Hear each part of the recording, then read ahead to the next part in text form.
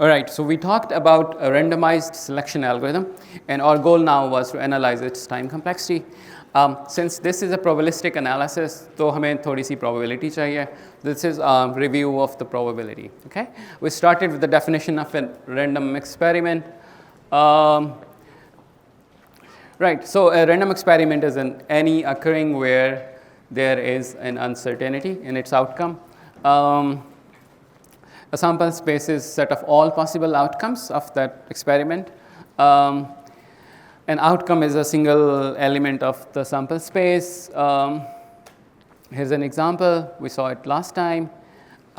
We talked about the probability assignment to each outcome. There were a couple of rules. One, that probability of each outcomes is non-negative.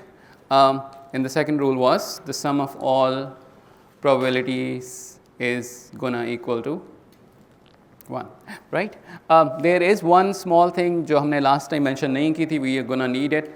The probability, if all the outcomes in your sample space are equally likely, we call this a uniform distribution, all right? And if you are in the uniform distribution paradigm, then probability of any outcome is going to be 1 over the size of the sample space. Okay? If there are n outcomes in your sample space, your probability of each outcome is 1 over n, right? Okay, so that's uniform distribution. We saw this example last time. We say for a fair 6-sided die that probability of each outcome is 1 over 6, so it must be a uniform distribution. Similarly, for a fair coin, regardless of how many times you toss it, okay? It's the distribution in here is uniform. We talked about event. Event is just a subset of the sample space. Okay. If you know that your distribution is uniform, then computing probability of an event is easy. All you need to do is you need to count the number of outcomes in the event, and you have to divide it by the number of outcomes in the whole sample space. All right? Is it clear? How do we compute the probability of an event in a uniform distribution? Right? So for example, if this distribution is uniform, then by default, for some reason, I go to this slide and never to this slide. Anyhow, let's try this one today. If this is a uniform distribution and your event contains HT, TH, and HH, the probability of this event is the size of this event, which is 3, over the size of the universe or sample space, which is 4. So probability of this event is 3 over 4, okay? Assuming that it's a fair coin. All right. We talked about random variable. It just assigns a value to an outcome in your sample space. Then we talked about the expected value of a random variable. It's probability averaged, probability weighted average, okay? So what's an average? Average is you just sum up all values and divide them by the total number of values that you have, right? If you have 10 values, you sum them up and divide by 10, that's your average. What's an expectation? You do the same, but instead of dividing it by 1, dividing it by 10 is equal to multiplying it with 1 over 10, right? So instead of multiplying it with 1 over 10, you multiply it with the event of that outcome, probability of that outcome, sorry. Okay? So if your experiment follows a probability distribution that's uniform, your expectation is going to equal to the average value of that random variable. Okay, because in that case, थोड़ा सा tricky है वैसे यहाँ पे. Okay, let me just kind of go back a bit.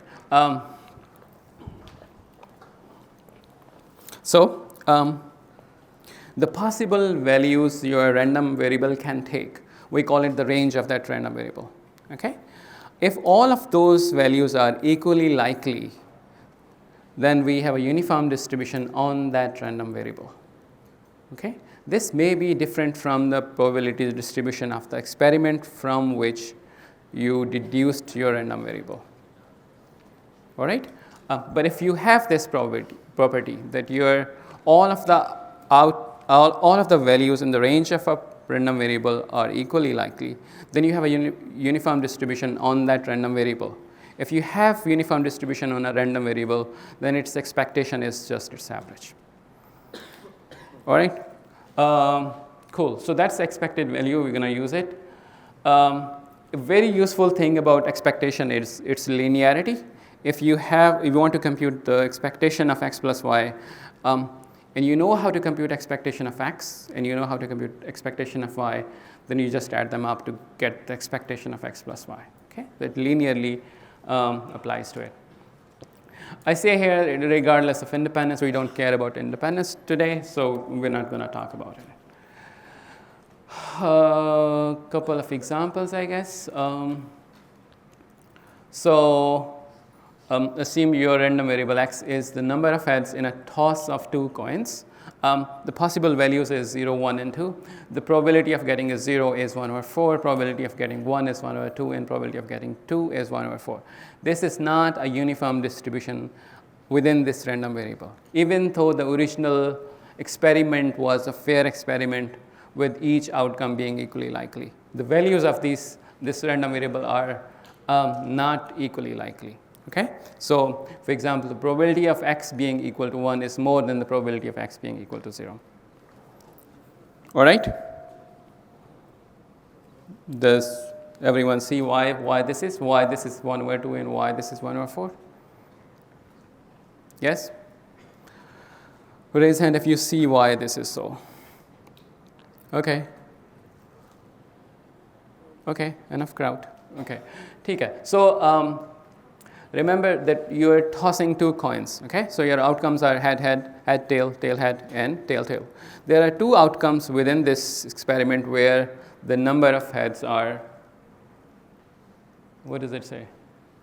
Equal to 1, right? So whether you get HT or TH, number of heads are going to be 1. Okay, if you get HH, you have number of heads equal to 2, and number of heads 0 when you get a tail, tail. Okay? So there are 2 outcomes which correspond to x equals 1. That's why its probability is 2 over 4, which is 1 over 2. All right? Assuming that helps. Manish, can you close the door? Can we close all the doors? Anyone who is sitting nearest to the door, can you please close the door? Can't you? Thank you. All right. What is this? Yeah, I guess that's what I talked about for the last 5 minutes. Assume that your x is the outcome of a fair 6-sided die. Possible values are 1, 2, 3, 4, 5, 6. Each one of them is equally likely. This is going to be just the average of these values, which is 3.5. It's a simple case. Here is a slightly tricky one. I think this is this what we talked about last time? Or at least we should have. You roll 2 fair dice, and you want to compute expectation of S, which is the value of the first die plus the value of the second die. Okay? Yeah, we talked about it last time, right? We said the range of S is 2, 3, 4, 5, 6, 7, 8, 9, 10, 11, and 12, right? The maximum value S can take is 12. The minimum value S can take is 2, right? All right, so here's a way to solve this. And it's a bit messy because it's kind of going to the right of the screen. But there is an easier way to solve this. Can anyone say out loud what that is? How do I compute the expectation of S? Yeah. Yeah. Absolutely. Thanks. So you apply linearity. All right, which means expectation of S is just expectation of D1 and expectation of D2. And expectation of D1 is, we just computed it on the previous slide. and it's same for D2 as well, so, right? So it's here. So expectation of S is expectation of D1 plus expectation of D2, which is 7. Okay, so it's much easier to use linearity to solve some of the problems. All right, what else? I think this is probably the last thing we need to go to the analysis. So imagine an experiment where outcome is either, so outcome is binary. It's either yes or no, success or failure, 0 or 1. Okay, and you want to compute the number of times you have to do the experiment to reach a success point. Okay. That random variable is called geometric random variable. It's the amount of time you have to wait to see the first success, or the first 1, or the first 0, or the first yes. Okay. The probability P is the probability of success, in the event that you are interested in. And forget about this formula. I don't care about it today. Okay. But what I care about is this one: that expectation of X, the expectation of the time that you have to wait to see the first success is 1 over the probability of success in each outcome. All right? So one more time, assume that you're tossing coins, and assume the coin is not fair. Okay? The probability of seeing a head is 1 over 4, and the probability of seeing a tail is 3 over 4. And you want to find out how many times do I have to toss the coin on average or in expectation until I see the first H or head. Okay? That's going to be 1 over the probability that you see head in the first try or in any try. Okay? So the probability of seeing a head is 1 over 4. The expectation is going to be 1 over 4, which is 4. Okay? So on expectation, it is what you expect it to be. On expectation, you have to toss it 4 times to see a head, if it's a kind of an unfair coin. If it's a fair coin, it turns out to be 2, as you expect. This thing is called the geometric random variable. Okay? It's a separate distribution. I think we are good. Yeah. Any questions from the probability background? We need uniform distribution, we need expectation, and we need a geometric random variable. These are the 3 things we're going to need. Well, probability of event as well. Okay? Shall we move on? Awesome. Okay. In the randomized selection, the pivot is chosen uniformly at random. The recursion depends on the pivot's rank. The runtime becomes a random variable, and we want to compute the expectation of this runtime. All right. We're going to define a recurrence. It's going to be the same recurrence, but with an expectation. We take expectation on both sides, and we're going to show that it's linear time in expectation.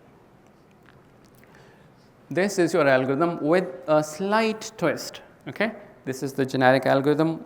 First step is to find out the pivot. We are finding out pivot by uniformly picking any one of them. Okay? You pick any one of them uniformly. What that means is that each one of them has equal opportunity to be picked. Okay? If there are n numbers, if there are n numbers, each one of them has probability 1 over n to be picked. What I do here is to kind of help me with the analysis. If the rank of the element that I picked is less than 1 over 4 or n over 4 or more than 3n over 4, I'm going to repeat this experiment. I'm going to repick it. I'm going to say this is a bad pivot. Let's try again. I'm going to keep doing it until I find what I was looking for, that I want a number which lies in the middle half of the array. Yes, question? What I mean by rank of a number? Why does, can anyone answer it for me? What do we mean by rank of a number?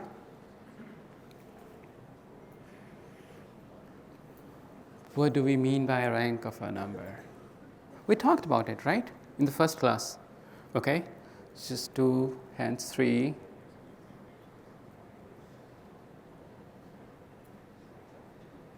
Really? Rank of a number? Okay. Cool. Go ahead. Not the position of the number in ascending order of the Right. Yeah. It's the index of the number if we sort the array. In the sorted array, what's the index of that number? Or in other words, it's the number of elements smaller than that number, plus 1. All right. Again, we are assuming that everything is distinct. You don't see the same number twice in your array. All right. Cool. Rest of the algorithm is exactly the same. We partition the array and we recurse on one of the parts. Assuming this is your array, which has 16 bits, and assuming this is the sorted version of A, this is the picture. We are interested in the middle half. We are not interested in the first quarter, and we are not interested in the last quarter. Okay? If we find I am picking something at uniform, which means that I can pick something from the left or the middle or the right, right? If I pick something from the middle, I'll be happy. But if I pick something from the left or right, I'm going to repeat my experiment. All right? Yes? No? Okay. Sure. We don't. We compute the error, yes. Good question. So the question is, if we know the rank of every element, then we have the array sorted, right? If we know the rank of every element, we put the rank one guy at the top and so on, right? We'll have the array sorted. We don't know the rank of every element. But what we can do is we can find out the array rank of one element in linear time. Okay, so exactly this thing that we are doing here. If I can compare G with everything in A, I can put everything smaller than G in L, and I can put everything larger than G in R. My rank is going to be the size of L plus 1. Okay, so in doing this step, I will know the rank of G. But good question, right? We don't know it on the top of our head, and it's not a constant time operation. It takes linear amount of time to find the rank of an element. All right, anything else? You're awfully silent today. Yeah. Oh. So what if the G is in the first half, in the first quarter, or in the last quarter? Then we do this. We repeat. We go back and we pick something uniformly at random again. Then we are happy. Then we move on. Then we partition the array. We figure out which part contains the median, and we recurse on that part. Okay? Yeah. So why are we making this distinction? Why are we making? Right. Okay. So the idea is to make sure that the partitioning we are doing is not totally absurd partitioning. It's a reasonably good partitioning. But the numbers are relatively sorted now. So they are not ordered, yes. Yeah, so like how does it matter with the position to a number? Right. So the important part is that size of L and size of R depends on the rank of G.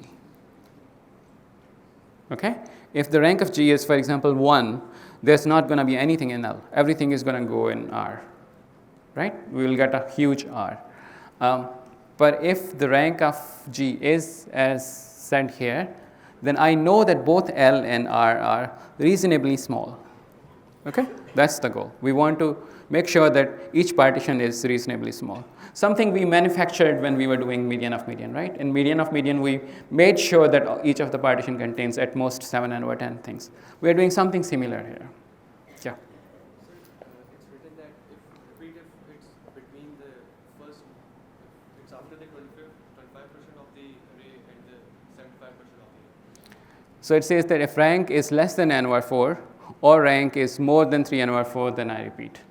If the rank is less than n over 4, then it's the first quarter. If rank is more than 3 n over 4, it's the last quarter. Then I pick the G again. Yes. All right. Yeah. The complexity of doing this? the complexity of checking the rank is linear. The complexity of doing the first step could be anything, right? Because in the worst case, I could uniformly keep picking the first element and never succeed in going to the second step. It could be infinite in the worst case. Yes. Good observation. All right, let's move on. So in this case, I would be happy if rank is more than 4 and less than equal to 12. In that case, what is guaranteed is that both L and R contain at most 3/4 of the original list. It does not contain more than 3/4 of the original list. That's the guarantee that's given to us by this repetition, right? Because we throw away at least 1/4 on the left and 1/4 on the right. All right, that's great. Let's move on to the analysis, I guess. So this last part, by doing this, we eliminate highly unbalanced partitioning. Okay? I'm going to look at this today.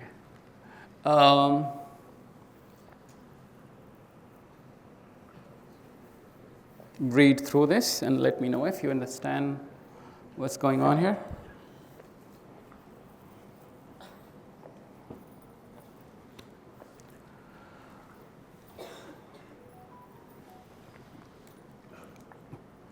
Yeah. Pivot is dividing the array into half, then which side will we discard? Uh, Oh, then that would mean pivot is the median. right. Yeah. Yeah. So the pivot is not guaranteed to be the median. It's guaranteed to be lying in the middle half of the array. So its rank is at least n over 4 and at most 3 n over 4. But if it lies absolutely in the middle, then it's the median. Yeah. All right. So the experiment is that we uniformly pick an index in the array. There are n options. Each one of them is equally likely, so the probability of each one of them is 1 over n. We are interested in the middle half. That's the event we are interested in. This event contains how many outcomes? Just a moment. Do you have an answer? Okay, I'll come back to you. Does anyone have an answer? We go back to this picture. So my experiment is to pick uniformly at random one of them. I'm interested in the event that I pick B5, B6, B7, B8 to B12. I'm not interested in picking first 4 or the last 4 of them. Okay, that's the event I'm interested in. What's the size of this event? How many outcomes do I have in this event? Yeah. N over 2. N over 2 out of the n outcomes are in my event. Okay, so the probability of this event is n over 2 size of the event divided by the size of the sample space, which is n. So probability of picking a good pivot is 1 over 2. Question?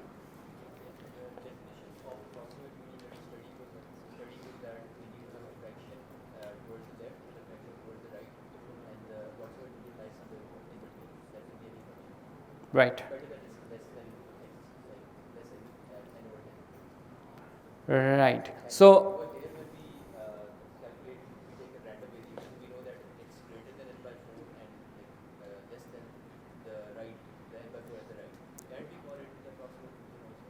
we can definitely call it approximate median. So he's going back to our definition of approximate median that we talked about last time. Over here, actually, the thing I did, which is that I said that remove the, I said the bad event is picking the first quarter or the last quarter.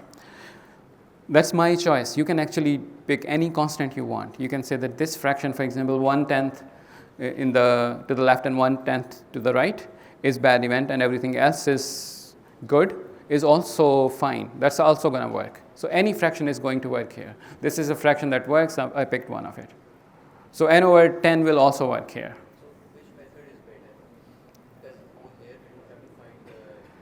We are interested in theoretical. Okay, so you are interested in whether randomized selection is better or the median of medians. We'll come back to that discussion towards the end. Yes. Yeah. No, no, no. But the fraction that you need, so he's asking whether the fraction that you are not interested in on the left and right need to be equal. No, they don't need to be equal, but they both need to be a fraction. Okay? So they cannot be like, I'm going to discard half of the first element and probably 2 elements at the end. No, both of them needs to be fractions of the n. Okay? But it's possible that you discard 1/10th from the left and 1/4 to the right. That works. Yeah. You had a question? Yeah. But would that lead to a worse time complexity than before? Because we'll have a larger chunk that will need a recursive call on? Right. So the question is, what happens if we do that? We pick a different fraction on the left and right. In that case, to do the analysis, you would pick the smaller of the fractions to do the analysis. You will assume that I removed 1/10th on the left and 1/10th on the right, even though you removed 1/4 on the right. All right, let's do the analysis. So expected number of trials until I succeed. Well, that's easy now, right? That's the geometric random variable, and we know it's 1/probability, and the probability is 1/2, so it's 2, right? On expectation, I need to do this twice, and I'm good, right? Yeah. So in the case where all the elements are the same number, won't that give us an infinite? So try once again. Like if all the elements are the same, for example, if all the elements are just 1, won't we be stuck in an infinite? I would say that for this analysis, assume that everything is distinct. It does not hurt, okay? So for now, assume that everything is distinct. All right, so this is a geometric random variable. Yeah. Professor, yeah, bolo. The median method guaranteed a complexity of O n. Yes. And it guaranteed a pivot in the middle. Yes. But this method has a worst case complexity of n squared. Right. Keep on getting the same. Right. And also it doesn't guarantee a pivot to be in Absolutely. Absolutely. the first method. Absolutely. So his question is, thanks. So his question is that by doing median of median, we guaranteed that the pivot we are picking is an approximate median, right? We don't have any such guarantees here. We are assuming that on expectation this happens, but in the worst case, we probably keep picking a guy which is a really bad pivot. So that can happen. That's a fair observation. That's a fair observation. In the worst case, this algorithm has an infinite time complexity, the one where I repeat. Okay? All right. Are we happy with the expectation of the number of trials that I need to do to find a good pivot? Right? We talked about it. It's 1/the probability, and the probability is 1/2. Cool. It means that the amount of time I spend before I do the recursive call is just linear, right? It was linear before, and it's still linear. I'm just doing it probably 2 times, okay, instead of just doing it once, okay? So each attempt to find a good pivot takes constant times n. Expected number of attempts is constant. So expected cost of the work before recursion is linear. Rejecting bad pivot does not change any asymptotics. All right, after you have selected a good pivot, what do? We do a recursive call on the larger of the parts in the worst case, and the larger part contains at most 3/4 elements. So here's my expectation. Expectation of my runtime is less than or equal to expectation of the time to do the recursive call, which is going to be on 3/4. Plus the amount of time I do to find a good pivot, which is constant time sum. All right, that turns out to be expectation of T of n is less than or equal to Cn plus C times 3/4. This is just a solution for this recurrence. Okay, so I have a recurrence. You have something here which is a function of n, and it contains a function of itself on a smaller input. This is a geometric series, and it turns out to be 4 times Cn, which is which says that, let me just conclude it in a moment, I'll come back to you. So by doing this, we concluded that in expectation, this algorithm does not take more than linear amount of time. So in expectation, even though we saw that in worst case this could do really bad, but in expectation this does not take more than linear amount of time. Question? 2 slides back. Okay, sure, why not? Let me know when you want me to stop. If you're recursively calling even after selecting a good pivot, when are we actually stopping? Sorry, again? If you're recursively calling even after selecting a good pivot, Yeah. when are we actually stopping? When do I actually stop? That's a good question too. We did not address this question before. We should have. So when do we stop? We do recursive calls, and when do we stop?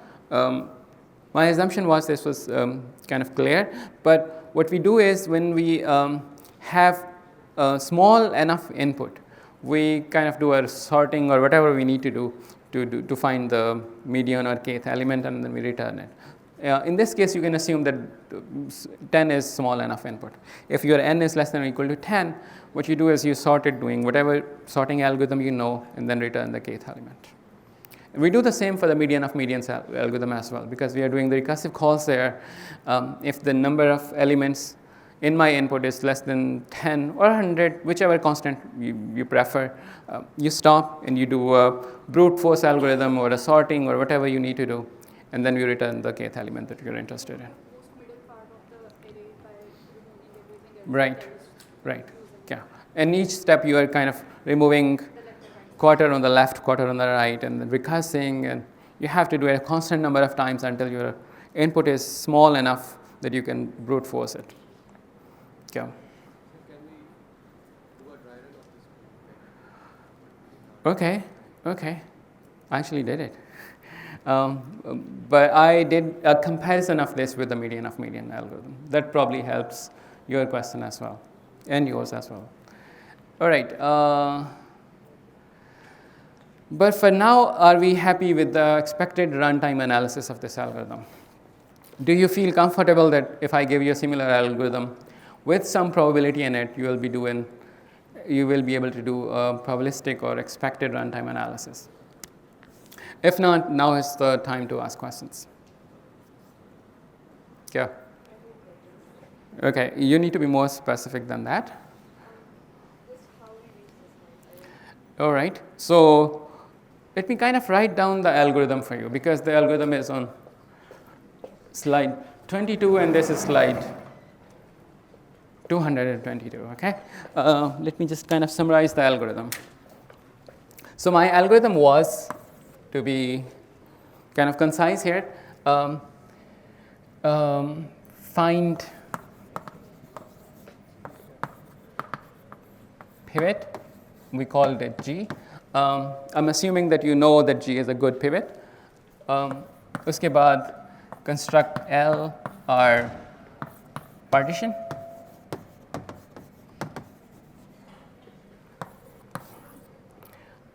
And then we recurse on either L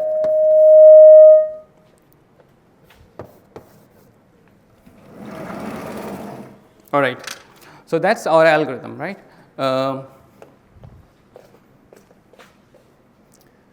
What do I do with the lights? Okay. First line is the only place where we use probability. That's the place where we uniformly pick a number and we call it G. And we do this until G is good enough. All right? We figured out that the complexity of doing this step is a constant times n on expectation. We have to do this on expectation twice to find a good pivot. And to check whether it's a good pivot or not, it takes linear amount of comparisons. All right? So this step is exactly this. Okay? In the next step, we do the partition. This is also linear. In the last step, we do a recurse on either L or R. Let's assume that we do recursion on the larger one of them. The larger will contain 3 and or 4 elements. All right? That gives us the recurrence we talked about.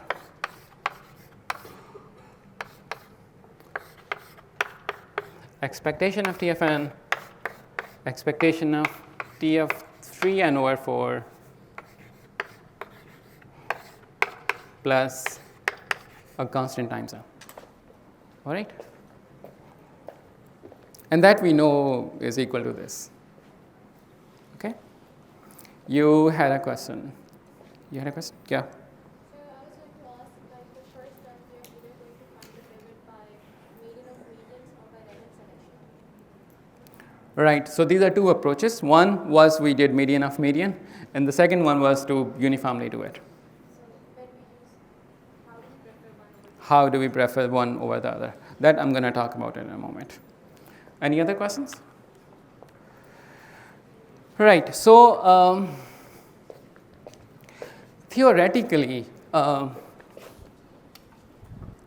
we would prefer median of medians algorithm, as someone in the class said, because median of medians algorithm has a worst case linear time guarantee. We know for any fixed n that it would give us the median or kth rank element in linear amount of time. That we don't know about the randomized algorithm. Randomized algorithm is on expectation, on average, going to take linear amount of time, but in the worst case, it could take more. All right? So theoretically, we prefer median of medians algorithm.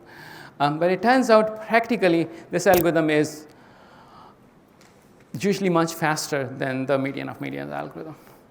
And you can see it, right? Because in this algorithm, what you do is you randomly flip a coin, pick an element. And on expectation, you have to flip the coin twice to find a good pivot.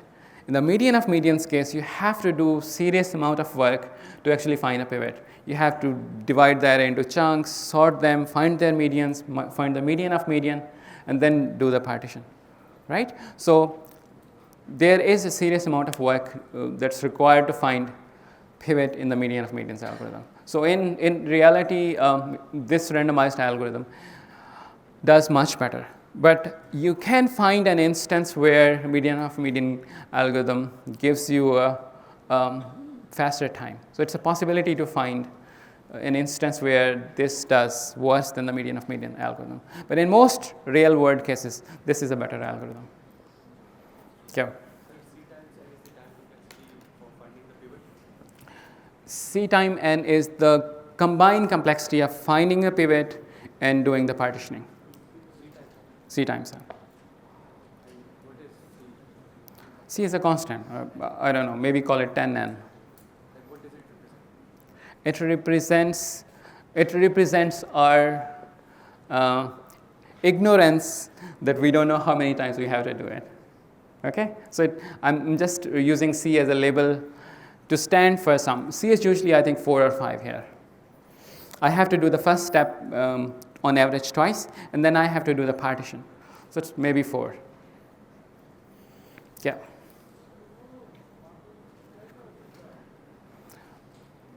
Can you be a bit louder? I can't hear you. Can you speak louder?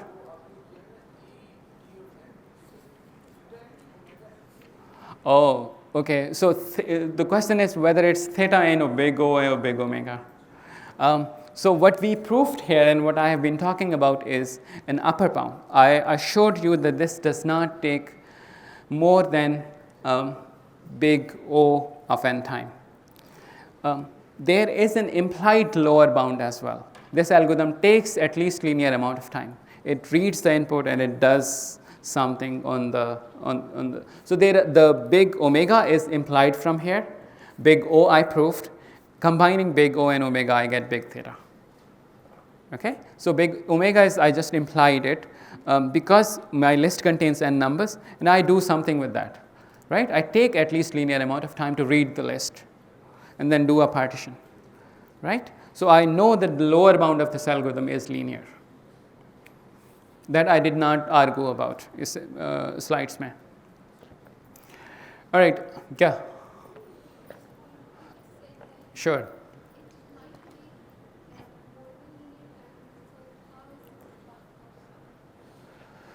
I said two things. One, I said that this algorithm in the worst case take more than linear amount of time. Is that what you're talking about? Okay. So I said that in the worst case, this algorithm could take infinite amount of time, right? Which is more than linear.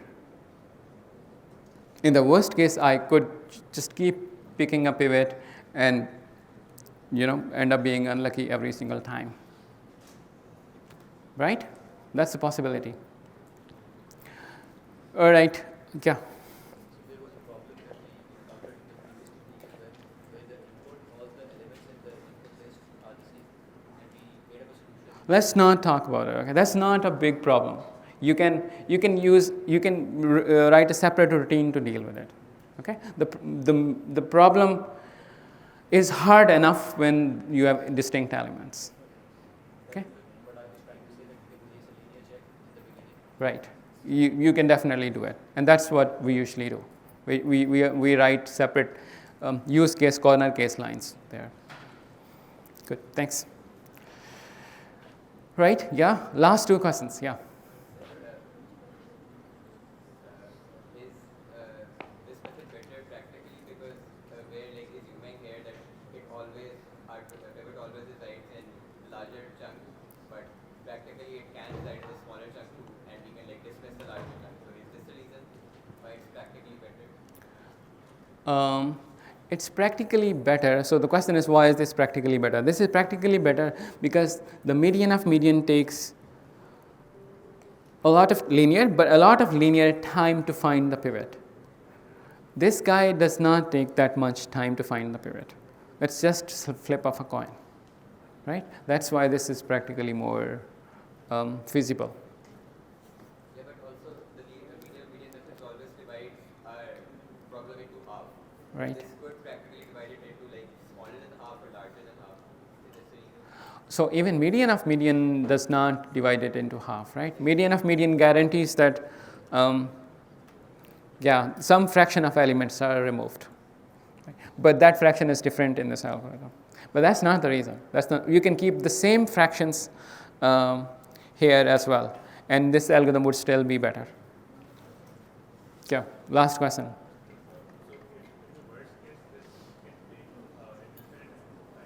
In the worst case, it can take infinite amount of time. How can we rely on this reliably enough? Yeah. Okay. So दो answers हैं. So in the worst case, this algorithm can take infinite amount of time. So how can we trust this algorithm? Well, two parts. One is that we kind of go with the expectation here. We assume that on average it does better. On, for example, 90% of the inputs it does better. So we go with it. We just go with it. Right? We feel like lucky, and that's what we do. Another option is we don't repeat. We pick a pivot uniformly at random, then we go with it, whatever it can, even if it's a bad pivot, right? In that case, what would happen is that this algorithm will take how much time? In the worst case, how much time would this algorithm take if I go with a bad pivot?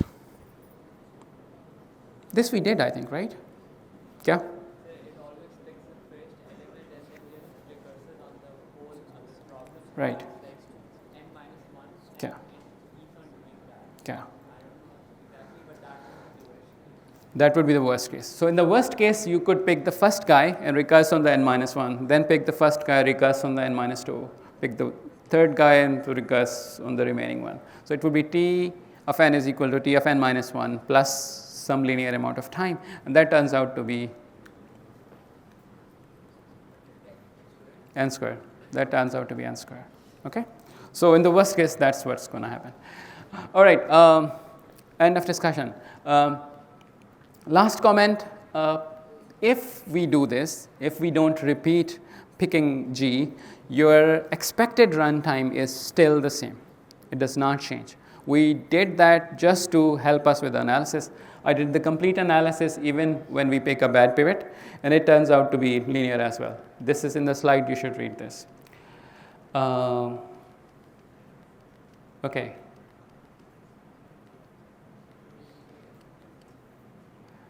Next topic, the divide and conquer strategy. You guys have studied divide and conquer in data structures, right? Okay, cool. This should be familiar. So this is what divide and conquer does. You split the problem into smaller sub-problems, solve each one of them, and then you merge the solution of sub-problems to find the answer to your original problem. Merge sort does this, and we're going to see an example of QuickSort while doing this.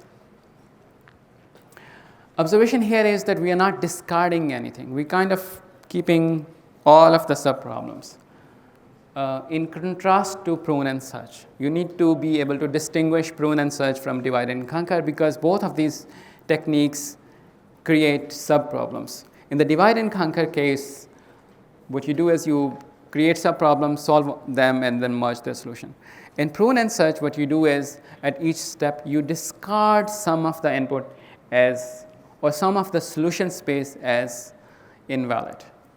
That does not happen in divide and conquer. That's not what usually happens in divide and conquer. Okay? That's the distinction. In prune and search, we remove part of the solution space away, and we say that that's not going to be our answer. All right. Here's an example of divide and conquer. It's called QuickSort. The problem is you're given an array, and you want to find out, you want to sort it in ascending order, I guess. And here's what you do. You pick a pivot, and you partition the array based on that pivot, as we did in the median of median algorithm, and then you recursively solve L and R. Thus, that gives you a sorted list. Okay? Do you understand QuickSort? Yeah. If I pick the first element and left is empty and then I have to sort a lot, Absolutely. that's not dividing because like less is to sort that. Okay. So that's a possibility that you have to live with. So that's the worst case of QuickSort that can happen. All right? Any questions? Sure. Are we done with the QuickSort? Yeah. That's a good question. How are we picking the pivot in this case? The generic QuickSort algorithm does not tell you how to pick a pivot. It says just pick a pivot. You can pick the first element as the pivot or the last element as a pivot, but you can be very kind of systematic about it. You could do whatever we have learned so far. For example, you could pick it using median of medians algorithm. You can also pick it uniformly at random. These are the two systematic ways that we have learned to pick pivot. That could also work here in the QuickSort as well. Okay? All right. Some time ago, I created a video of QuickSort, so I'm going to kind of go through it, okay? And you're going to stop me if you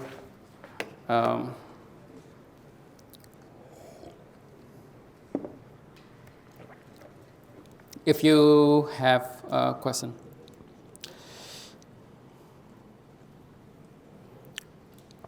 If I got my glasses, what is it called?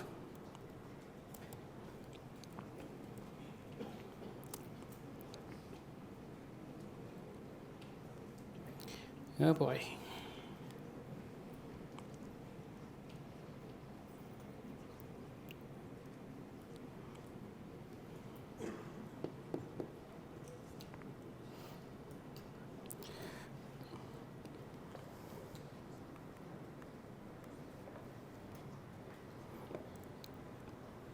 Okay, that's rank, right? We already know it's the position of element in the sorted list, or it's equal to the number of smaller elements plus 1.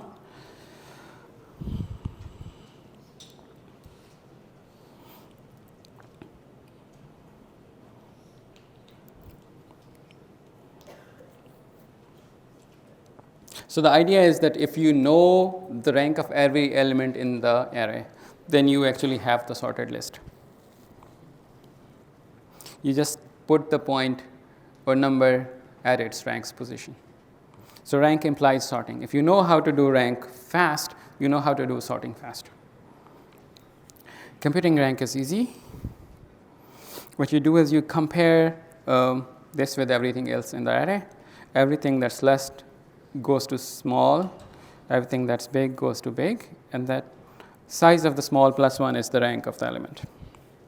And here's the concrete algorithm.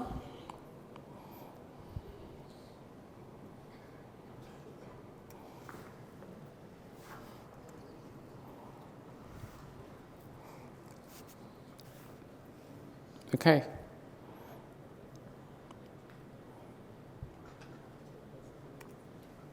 So here's the basic version of the QuickSort. Okay? It's not actually QuickSort, but it's a basic version of QuickSort.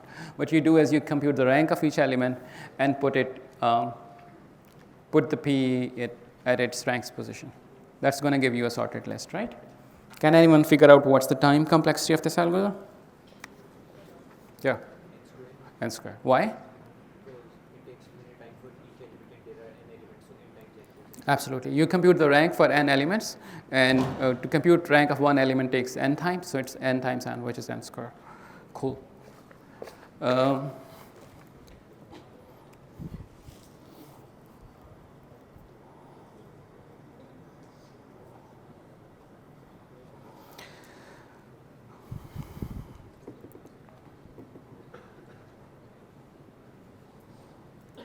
right, same thing so far.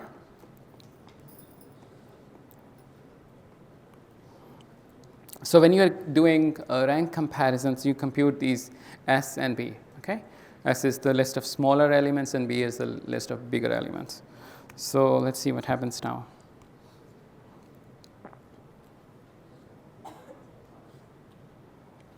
All right, so we know the position of 5, but we know a bit more than that.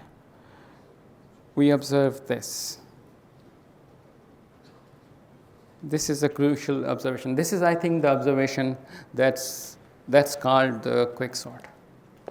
Okay? So the observation is that rank of everything in S is smaller than the rank of everything in B.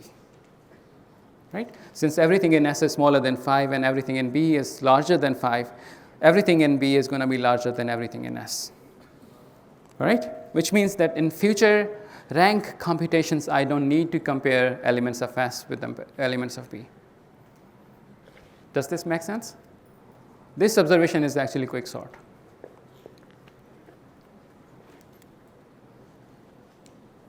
Yes? Okay. So what does this imply?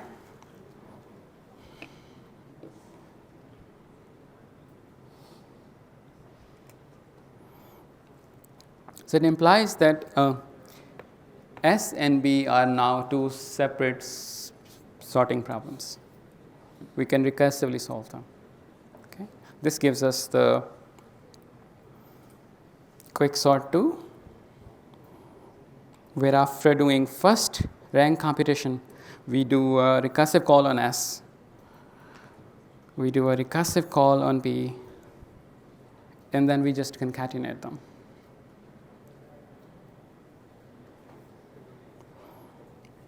With a stopping condition, I guess. So the stopping condition in this case is just when the size of the input is 1 or 0. All right, here's an illustration, I guess. You start with this list. Your P is 5. You do a recursive call on 1, 0. You sort it. You do a recursive call on B. You sort it. And then you just concatenate this thing. All right? Any questions? Okay. This was kind of the easy part, okay? This is the, like, I don't know, what do they call it in Stranger Things? Upside downward? Yeah, we are entering upside downward now.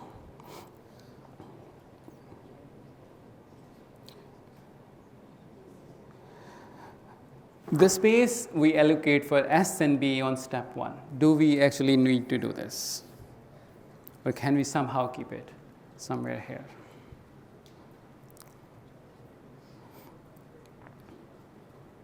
All right, we are going to keep S and B in the A as right here, okay?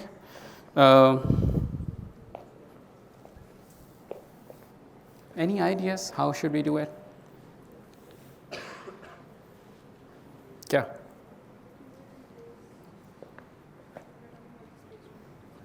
Thoda loudly. We can do it in place with the array Okay. How do we do it in place? by changing the indexes of those that are smaller than the I guess you have the right idea. Probably you guys have seen this before as well. So the idea is that we keep S in the beginning of array and we keep B at the end of the array. Okay. And the way we do it using 2 pointers I and j, where I is the end of S and j is the start of B. Okay. So in the beginning I is -1 because S does not contain anything, and j is the end of the array because it does not contain anything.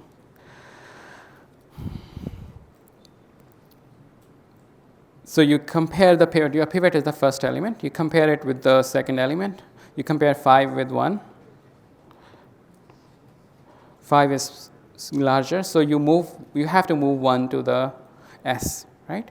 And the way you do it, you replace it with you swap it with 5, and then you increase the index I.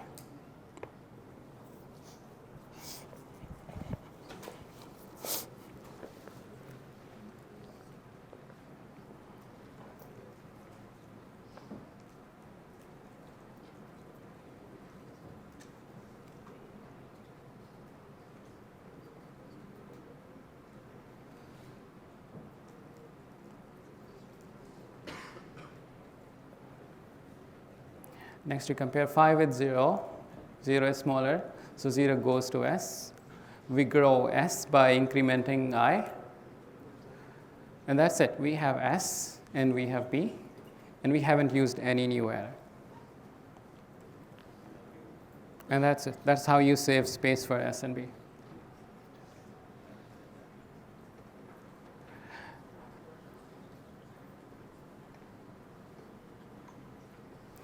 You do the recursive calls.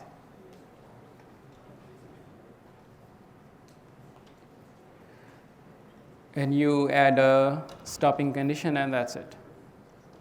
That's your algorithm. Okay. All right. Any questions?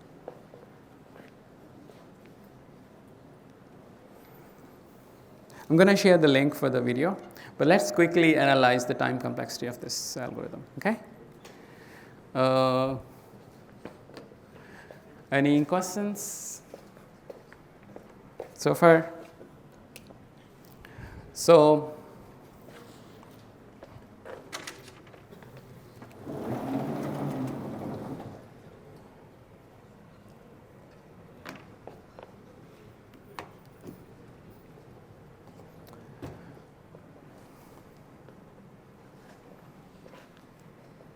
what do? We compute rank and then we make recursive calls. That's all we are doing, right? So time complexity of my algorithm is, sorry about that, a constant times n. That's for rank computation. For analysis, I think QuickSort 2 is a better choice, okay, to look at. Okay, steps 1, 2, 3, 4, 5, 6 is what this is, okay? And then we do the recursive calls, okay? So it's T of the size of S plus T of the size of R.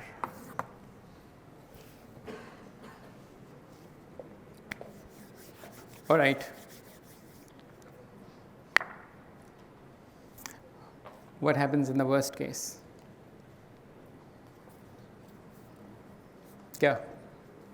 You practically already answered this. So in the worst case, what happens is that you get very unbalanced.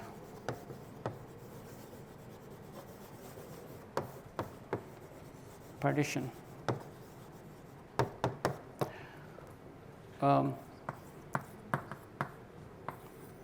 Maybe 0 in S, and I had a B here, and minus 1 in R. Okay? In that case, your algorithm would give you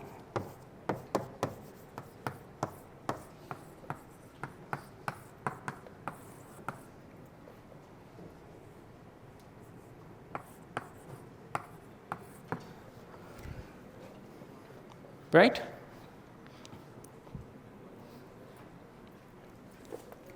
Now let's talk about what happens if I use median of median algorithm.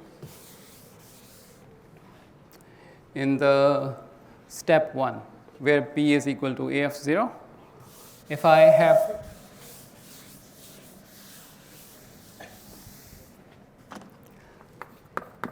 if P is equal to median of medians,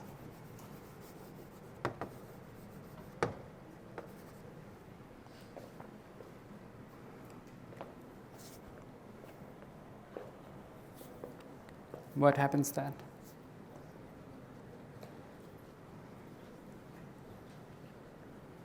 Do we know the size of S and B in the worst case, in that case?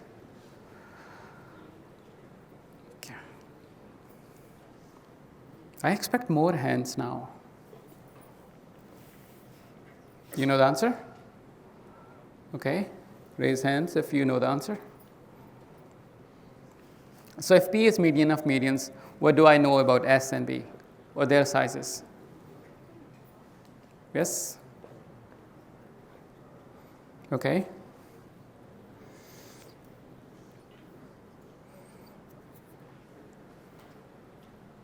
Is it because you are low of energy and you cannot raise hands, or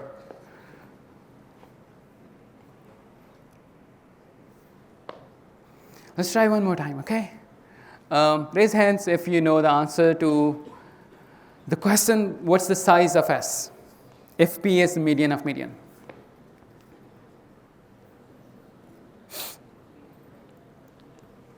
Okay, okay, okay, a bit encouraging, okay, okay,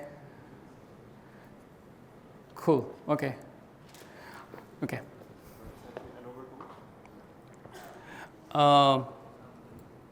No. So remember the way we did median of medians, right?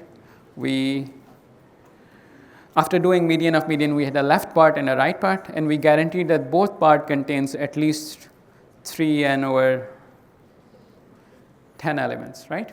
So we know that the smaller of them contains whichever is minimum of S and B contains at least 3n over 10 things, and the maximum of these two is less than or equal to 7n over 10. Okay?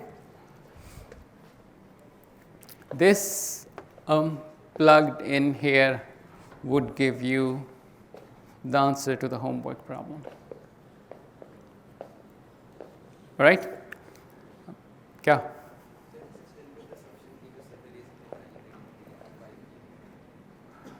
Right, at least 5. Yeah. If you pick the blocks of size more than 5, you would still be okay. As long as there are at least 5, you are okay. And constant.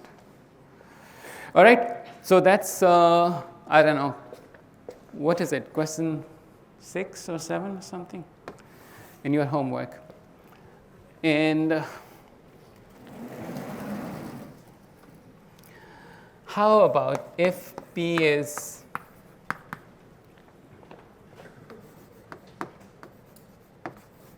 uniformly at random?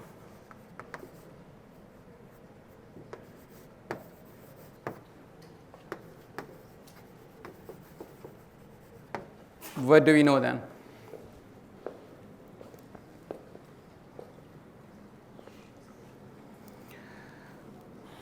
So in that case, the analysis that we just did a moment ago would be that on expectation,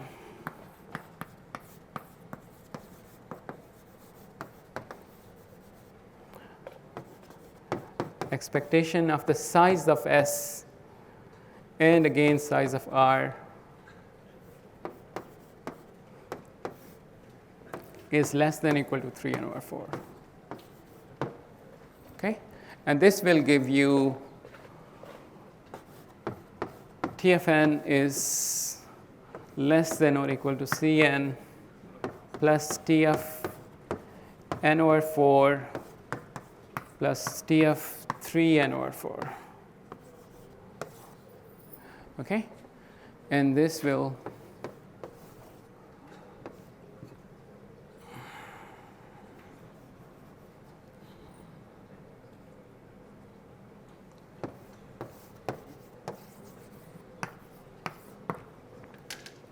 turn out to be n log n. All right, so in kind of conclusion, on expectation, if you do randomness when you are picking the pivot, on expectation your algorithm quicksort is going to take order n log n time. In the worst case, it's going to take n square time. If you pick median of median as pivot, your algorithm is in the worst case going to take order n log n time. Yes.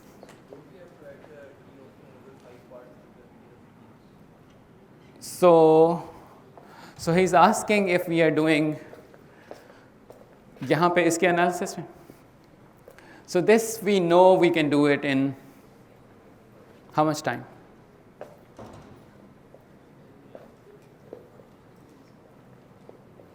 We saw that we can do it in linear time, right? O of n time, which means that you just need to bump up the constant there, right? You have a constant that represents the amount of time you spend doing the partition. So it's Cn. So it's, instead of C, you have another constant there, right? But still linear. Yeah.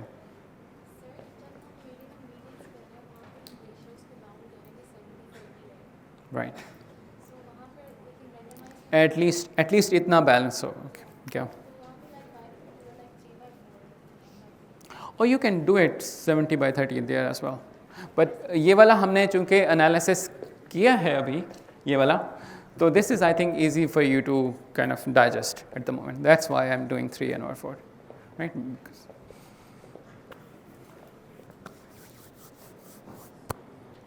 Yeah. How did we get big beta of n log n? Like how did we? Do you know how to get big O of n log n? Yes. Okay, so this is a good candidate for tutorials, which I hope. So why do we get big theta of n log n here? Okay, so the quick answer is that its recursion tree looks like this. That you spend Cn over 10, Cn here on the root, and you get Cn over 4 on one side, and Cn 3 over 4 on the other side, and so on. The length of the longest side depends on this factor, and the length of the smallest side depends on this factor. But both of them end up being a log n. This becomes log base 4n, and this gives you log base 4 over 3n. Okay? This is larger than this, but both of them are log terms, which means this algorithm takes at least n log n time, base 4, and at most n log n time base 4 over 3. So I have a lower bound and I have an upper bound of n log n. Okay? So this algorithm takes at least n log n time with a different base, and at most n log n time with a different base. All right? Cool. I'm going to share the link for this video. You should watch this. You should also watch the other 2 videos that I have already shared. That's part of your syllabus. What else? Yeah. Unless there are any questions. Yeah. How did we get n by 4 here? That's going to be explained in tutorials. Okay? This is the recursion tree. And what you're doing here is that you're at each step you're reducing the size by 1/4. Okay? So the length of this arm is going to be at least log base 4 of n. Okay?